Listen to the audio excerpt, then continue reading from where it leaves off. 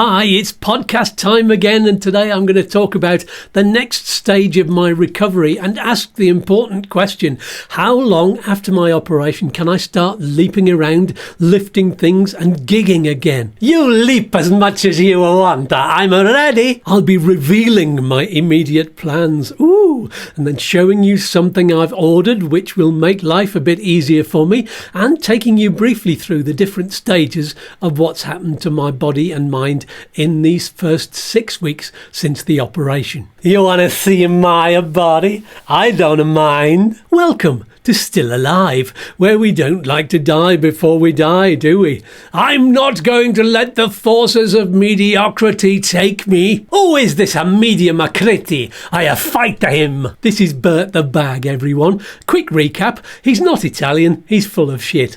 I think that covers it. Hey, I am the great Bertolini. He's not going to change, even though I change him every day. So, listen, I've been walking, yes, and not just backwards and forwards to the bathroom, which was the story of my life only a few weeks ago. My life is the subject of many great stories and songs. More like medical pamphlets and the occasional YouTube channel. Anyway, the doctors said not to do anything strenuous for the first 4 to 6 weeks. So after about 4 weeks, I started doing the plank again. Not walking the plank. That's a different thing altogether. Aha, Jim the lad, under the pieces of ice. If you've not heard of the plank, it's a yoga thing where your body is held stiff and at an angle, a bit like that, or maybe higher, and with your arms to the floor like this.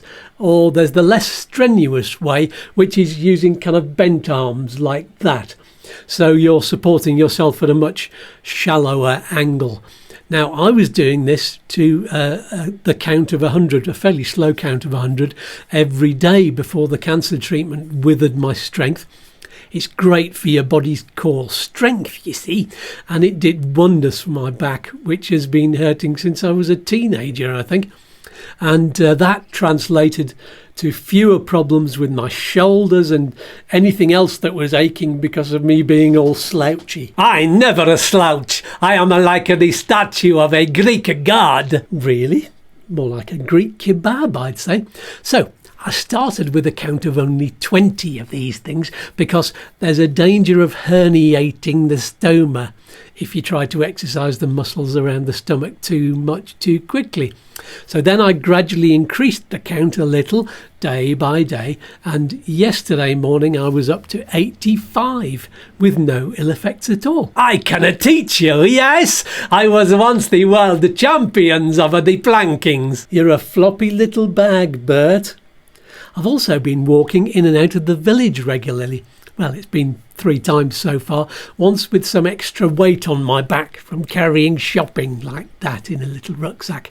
That's proving very tiring.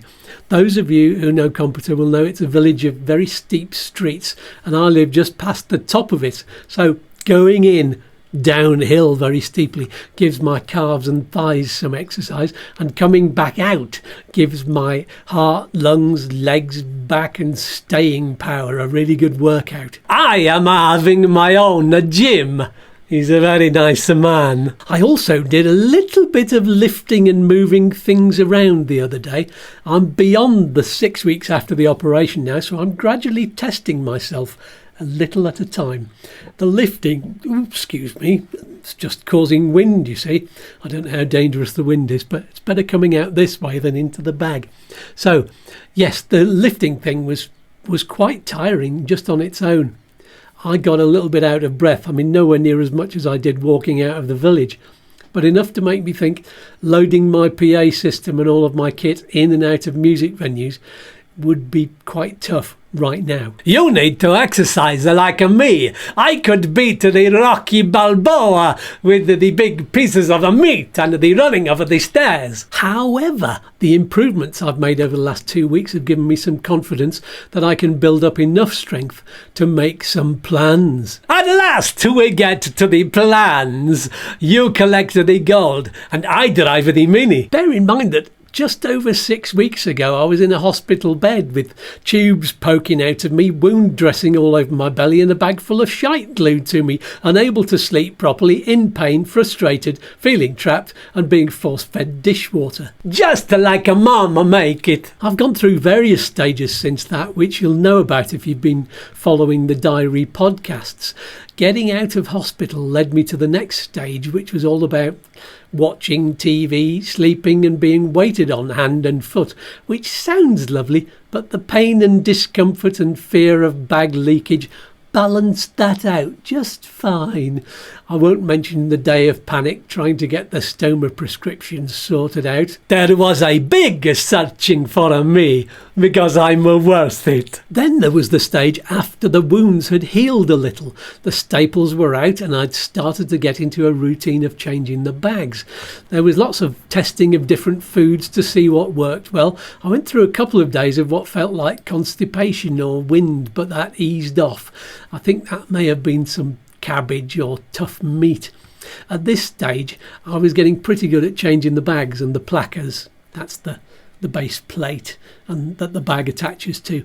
And after learning that an absence of belly hair makes the process of removing the placa so much easier, I've trimmed it right down in the area around the stoma. There's nothing wrong with a body's hair is the sign of a man. So, with some new confidence about the routine and the exercise starting up and the memory that booking gigs can take time, venues tend to book ahead a few months, I decided to set a date for when I think I'll be ready to start gigging again so I can get the bookings lined up. I'm thinking 2 months should be enough, and I'm aiming to start in mid-March. In 2 months, I will be on holiday in Spain. You're already in Spain, Bert. Then let's have a holidays. Do you know, it's great to have a goal to aim for. That's one of the reasons I kept both YouTube channels going through the difficult times. And this new year has sparked off not only a renewed energy for filming and making new videos and getting about more, but also gigging and performing and entertaining better than ever. I was never a slacker when it came to putting my everything, my 100% into entertaining. But there's always more I can do to make a show better, at least in my own head. And now the fire is lit again. Are you ready to dance? I was born ready. Talking of which, I said earlier I'd ordered something to make life easier for me. And I meant easier for me when I'm getting out and about, and especially when I'm dancing. I mentioned it briefly at the end of the last podcast. Oh, there's a big machine running past outside. Can you hear that? It's interesting having a studio right next to a little road like that. Sometimes you get some huge machinery going past. Anyway, it's gone past now. So this thing that I'm getting to make my life easier, and especially when I'm dancing, like I said, I mentioned it briefly at the end of the last podcast. I've found a stoma belt made of a cool and stretchy material that holds the bag against me so it doesn't bounce around, and there's a pouch to put the bag inside so it's hidden from sight, and there's a zip opening at the bottom where you can pull out the bottom of the bag to empty it without removing the belt or having to pull down your trousers and underpants. Why you wanna hide the great Bertolini? Have you no respect? Not only does this thing stop the bag moving about and hides it nicely and looks really easy to use, but it means I will no longer need to wear huge baggy trousers, pulled up to my chest. I'll be able and ready to start wearing my normal trousers like my jeans, yes, and have the bag outside of them. And because the bag is black, like my jeans, it'll be unnoticeable, and it should give some extra protection to my stoma. Aye, it's me who do the protections.